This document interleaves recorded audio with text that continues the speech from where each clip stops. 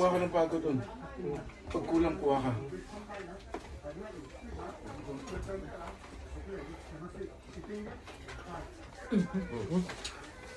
Yun na. Kinilig mo. Ito na yung pinakapad na maganda na sa lahat. Taas ka lang, no? Malalay lang.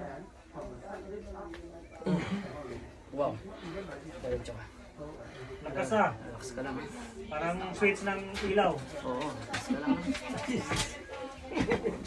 Wow, napapailing ka pare ah. Kung sa baby mo. Sarap rin, no? Ganun pala yun. Oo, ngayon nalaman mo na. Di ba?